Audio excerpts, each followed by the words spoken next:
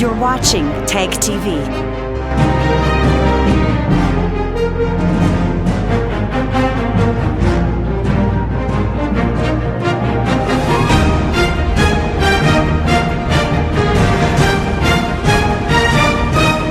You're watching TAG TV.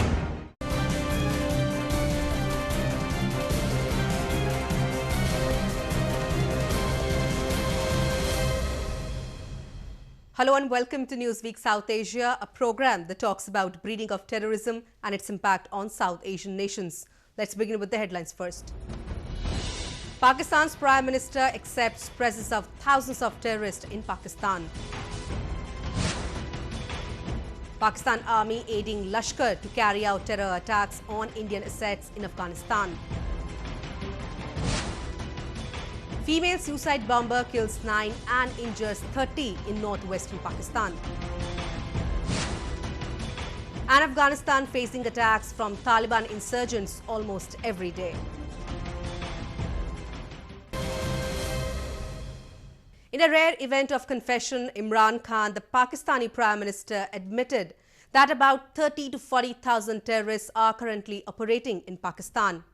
While addressing a gathering in the Capitol Hill of Washington, Prime Minister Khan also acknowledged the fact that Pakistan-based terrorist groups are still fighting in Kashmir, and its biggest evidence is Jaish-e-Mohammed, which executed the Pulwama attack in February this year. A report. Imran Khan, in his maiden visit to the United States as a Prime Minister, made a well-programmed revelation about the presence of around 40 terrorist groups in Pakistan.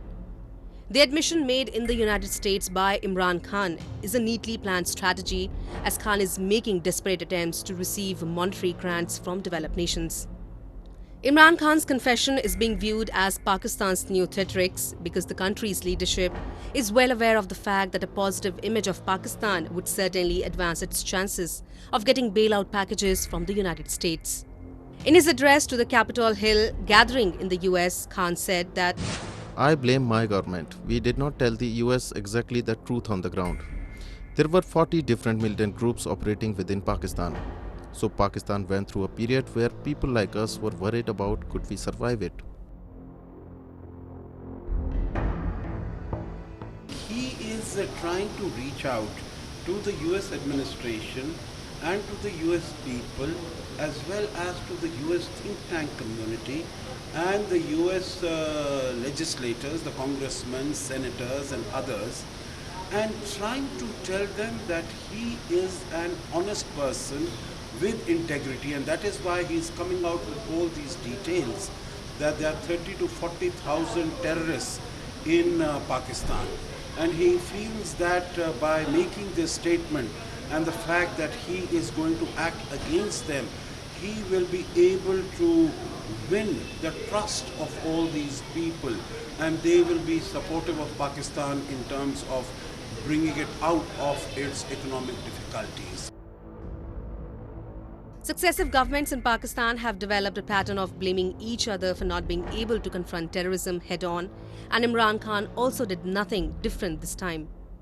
While addressing a Capitol Hill reception hosted by US Congresswoman Sheila Jackson Lee, Imran Khan chose to discuss the country's internal political failures and tried his best to shed off his accountability on terrorism to other factors. Although Khan admitted Jaish-e-Mohammed's role in the dastardly attack on Indian parliamentary personnel in February, he spoke unashamedly of group's origin in India, which in reality has been sheltered and harbored by his own army generals. After President Trump made a few statements about saying that Prime Minister Modi tried to ask him if he could mediate on Kashmir, which has been completely denied by the government of India. And at that point, Imran Khan tried to explain to President Trump that the Pulwama attack, which caused the Balakot attack after that, was engineered and done by an Indian. And he tried to therefore say that Jaish-e-Mohammed took the credit. He made a big blunder because all the help, all the RDX, all the weapons, all the instigation, all the funds come from Jaish-e-Mohammed. I hope somebody in the Pentagon and in the State Department will explain to President Trump what exactly Imran Khan made by admitting that Jaish-e-Mohammed has been the terrorist organization, which also did the 26/11, and America is demanding action after the 26/11 attacks in Mumbai. Big bloomer by Prime Minister Imran Khan. The confession by Pakistani Prime Minister is certainly going to put the country in big-time trouble, as India is considering making the remarks as part of its submission ahead of the next meeting in October of the International Terror Financing Watchdog. Indian government sources pointed out that the number given by Mr. Khan were considerably higher than those submitted by Pakistan at the FATF.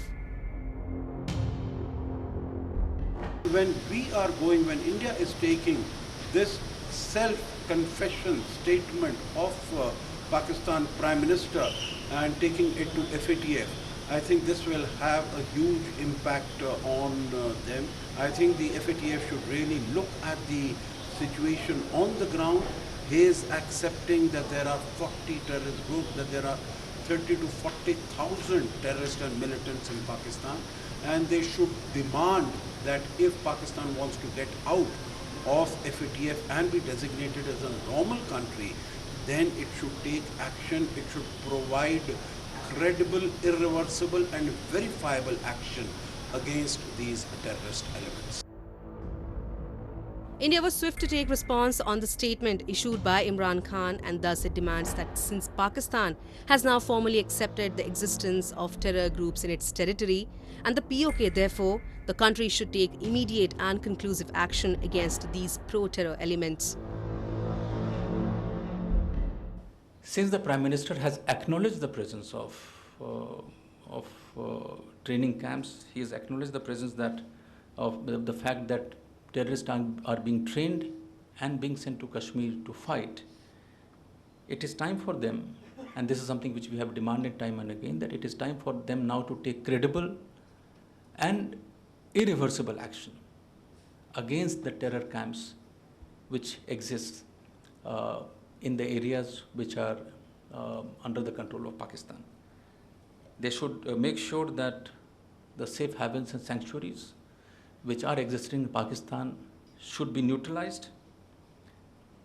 We feel that half-hearted steps to please the international community, which is meant for the consumption of certain people, won't do. Pakistan has a long history of living in denial when it comes to admitting about the presence of terror groups in the country and the Pakistan-occupied Kashmir. But the latest confession by the country's premier authority is a result of the intense pressure that is being laid on Pakistan from all over the world to launch substantial counter-terrorism action against the terrorists functioning from its land.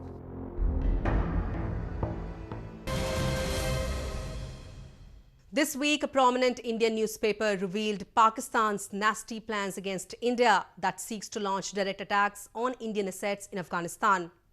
The presence of terrorist organizations like Lashkar and Jaish-e-Mohammed is increasingly becoming a matter of threat and concern for countries like USA and India.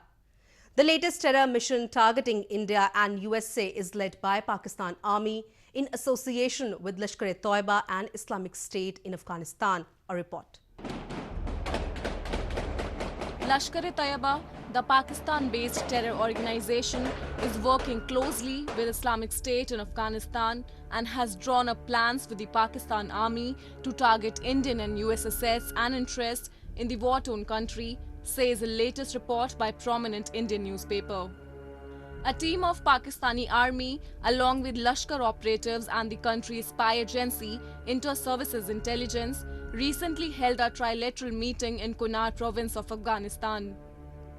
Various investigative reports that have come from the meeting reveal that the terror group in the meeting was directed to attack Indian and US assets, the people including intelligence officials and diplomats in New Delhi and Washington.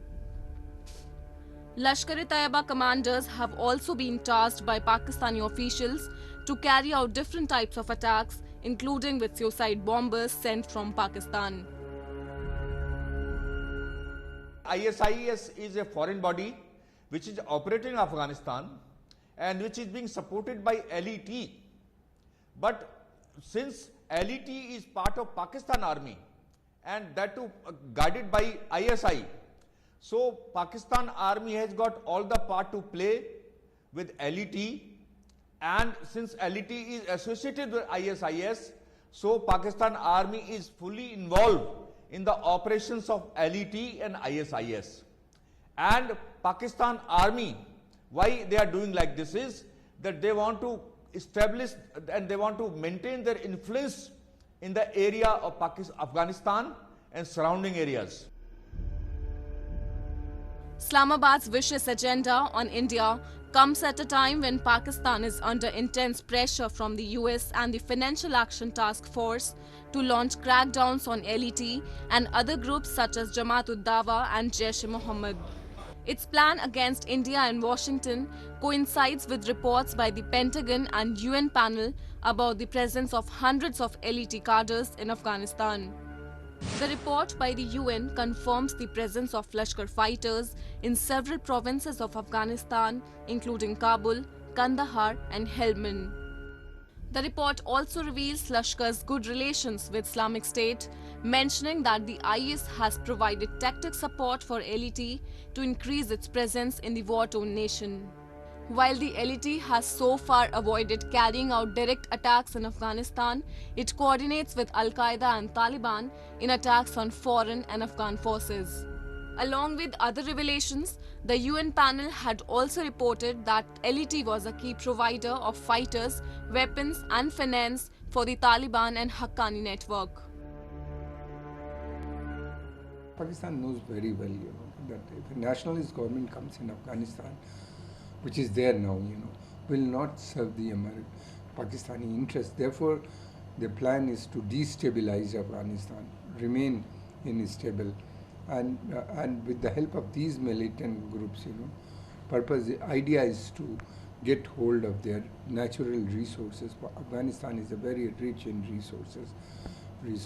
natural resources. So the plan is to somehow get hold of these. So they are acting, and in this plan, they have also managed to get some support from some of the Arab regimes, which are operating in the Persian Gulf region. The report from Indian newspaper further talks about several madrasas in northwestern Pakistani city of Peshawar, which are supporting the LET in Afghanistan, including Ganj Madrasa, which helps recruit cadres. Pakistani madrasas are not ordinary teaching institutions. They were acting and they are acting as a recruiting center for these terrorist elements. All Talibans who have fought against Russian army and who are active still in Afghanistan had been part of these madrasas some time back. They are all Pakistani youths who have been recruited through madrasas in the name of Islamic education, and they have been branded as a Talibans. Even elements for ISIS are being supplied by these madrasas only. So the madrasas have got all the role to play. The complete terrorism is linked to madrasas, and madrasas cannot be easily wiped out in Pakistan. The reasons for Lashkar-e-Taiba focusing on Afghanistan are strategic rather than ideological, including the creation of safe havens for its fighters and a belief that the Taliban are in a commanding position. With its fighters easily crossing the porous border, LET wants to take credit for an Islamic victory in Afghanistan and has been increasing its presence rapidly in the country. Pakistan, the country that has for decades sustained as a hub of terrorism, is now enduring after effects of its self-grown militancy. A few days ago, Tehreek-e-Taliban Pakistan terrorists claimed responsibility of a female suicide bomb blast in Dera Ismail Khan area of northwestern Pakistan. In the suicide attack, 9 people lost lives and 30 others got injured. The attack comes the day after tribal residents in northwestern Pakistan went for their first time voting in provincial elections. We have a report. At least 9 people died and 30 others got injured when a female suicide bomber struck outside a local hospital in Dera Ismail Khan area of northwestern Pakistan. As per the reports, a group of armed terrorists on 4 motorcycles first opened fire on policemen at Kotla Sedan checkpost, killing 2 policemen, and thereafter a female suicide bomber struck at the entrance of the hospital, killing another 4 policemen and 3 civilians. The attack in Dera Ismail Khan was claimed by Tehreek-e-Taliban Pakistan, which has often waged attacks in Pakistan and its neighboring countries. Threats तो constant मौजूद हैं, हर दिन हर रात. कल election का दिन था, ज़्यादातर नफरी उधर मौजूद थी. हमारी सारी तवज्जो फाटा एफआर की तरफ थी. औरत खुदकुश और ऐसे हालात में थोड़ी सी गैर मुतवक्की बात थी. The attacks in Dera Ismail Khan came a day after tribals residing in northwestern Pakistan voted for the first time in provincial elections. The restive city in Khyber Pakhtunkhwa province is considered as gateway to North Waziristan and South Waziristan districts, which are considered as hotbeds of terrorism. However, Pakistani administrators make tall claims of curbing terrorism but have failed miserably to tackle its homegrown cult of terrorist outfits. The claims made by Pakistan that they have finished terrorism are totally false. Tehreek-e-Taliban Pakistan rules the roost as far as the northwest frontier area is concerned, the Khyber Pakhtunkhwa area is concerned, North Waziristan area is concerned. All these areas they are ruling the roost, and the law of land does not run there. It is the writ of the Tehreek-e-Taliban Pakistan which runs in those areas. Tehreek-e-Taliban Pakistan is one among those terrorist groups that was raised by Pakistan military to wage attacks in Afghanistan and to extend its contours in the neighboring country. Although they were able to make incursions to certain extent, but they could not wield enough power on Tehreek-e-Taliban Pakistan that had outgrown into a much larger terrorist group by the time.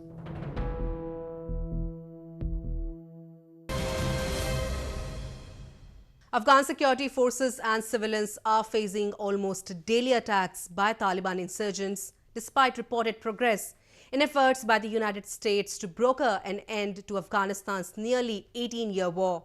In last 1 week, more than dozens of Afghan security personnel, foreign troops and civilians lost lives after Taliban terrorists waged a slew of attacks in Afghanistan. Here's a report. In just a span of a week, Afghanistan has been attacked by Pak-backed Taliban insurgents more than 4 times. The latest was a series of 3 bomb blasts in the capital city, Kabul, that killed over 12 people and injured more than 45. First, in the triple bomb blasts perpetrated by the Taliban terrorists in Kabul was an explosion in a government minibus, then a suicide bomb blast near the attack site, and later a car bomb blast. The explosions extensively damaged the local businesses in the region. تقریبا سوم دفعه است که همین رقم یک حادثه میشه. دفعه اول نیستن و این سوم دفعه است همین رقم خساره میبینیم. تقریبا پیش از این $30,000 ما خودم خساره دیدم. در این حادثه که از 8 نفر زخمی داریم که در همین 8 نفر هم که از آشپز است، منشی است، چوکیدار است و صفاکار است، منیجر است، همین چیزا است و در همین 8 نفر هم 2 نفر کسی نمیل ما شهید دادیم. A day earlier to the triple bomb blast, Taliban insurgents had carried out another suicide attack on Croatian soldiers who had been deployed as a part of NATO mission in Afghanistan. The attack on the Croatian army vehicle killed a soldier and grievously injured 2 others. Rano jutros dogodio se napad na vozilo Hrvatske vojske u Kabulu u Afganistanu. Prema zadnjim informacijama imamo 3 ozlijeđena hrvatska vojnika, od kojih je jedan zadobio teške tjelesne ozljede glave i nalazi se u životnoj opasnosti. The unabated attacks on Afghan security forces and civilians have raised havoc in Afghanistan. A bomb explosion near a gate to the campus of Kabul University in the Afghan capital Kabul killed 8 civilians and wounded at least 33. می‌خواستیم بریم نزدیکی دروازه بودیم که یک صدا شد دیگه باز ما کنار دروازه بودیم در این طرف رو بروی دروازه این بغل سرک چی شد انفجار شد باز دیگه دو موتر در گرفت کشته و زخمی شد. The attack on university came just hours after Taliban insurgents set off 2 other car bombs outside police headquarters in the southern city of Kandahar, killing at least 12 Afghan security personnel and wounding more than 80. او دلته می دکان کوي کومنداني سره او په کومنداني باندې د زرمګ پټاو وسو د عسكر وسو یا عسكر یا پیاده خلک سو سره ټپيان سول بالا غرالش لامبولاس را لشان یور بالا موږ په دکان کې داسې ځای ناس وساغو چې راوته دکان راوته. For years, major cities in Afghanistan have been witnessing a slew of attacks from Pak-backed Taliban insurgents. While US officials and Afghan government discuss peace talks with Taliban negotiators, the violence by Pakistan-backed Taliban insurgents continues unabated in Afghanistan. The National Investigating Agency of India busted a major terror ploy this week by arresting Islamic State terrorists who were on a mission to carry out massive terror attacks in India. In the aftermath of the sinister Easter blast in Sri Lanka, there were reports of an active IS module that had worked in tandem with the Lanka-based terror outfit Tawheed Jamaat. The same group is now operating in India to replicate Sri Lanka-like attacks in the subcontinent. A report. Receiving a shot in the arm, the Premier Investigative Agency of India (NIA) busted a terror module, reportedly having its allegiance with the Islamic State, more appropriately the Islamic State of Khorasan, an ISIS offshoot operating from Pakistani geography. The mastermind of the terror module, Zehran Hashim, shares links with Easter Sunday bombings in Sri Lanka and was now conspiring to carry out a similar suicide attack in India's Kerala state. In the last 10 days or so, the NIA India has made much headway on the Islamic State terror issue. The deportation of 14 Islamic State-affiliated terrorists from the UAE was a big breakthrough for the Indian Investigating Agency, as a group which had its links with the terrorist groups like Daesh and Al-Qaeda was seeking to execute major terror plans in India. 14 terrorists have been deported in 2 batches on the 13th of July and 15th of July from UAE. All of them, NIA says, were affiliated with Daesh, with ISIS, with SIMI, Al-Qaeda, etc. and were planning to carry out large-scale attacks through lone wolf attacks using poison, vehicles, knives and other means. Their timely arrest, and they were to create chaos and mayhem in India with a view to establish Islamic State. Their arrest is very timely and is a huge success story for NIA. Meanwhile, the Indian Parliament passed the National Investigation Agency Amendment Bill in 2019, because of which the NIA has now received permission to pursue crimes committed outside India, further strengthening India's commitment in fighting terrorism in and across South Asia. And now with that, we come to the end of this edition of Newsweek South Asia. We will be back next week with more news, views and analysis from the subcontinent. Meanwhile, do keep writing to us at nwsa@aniin.com. This is Surbhi Sharma signing off on the behalf of entire production team of Newsweek South Asia. Goodbye and take care.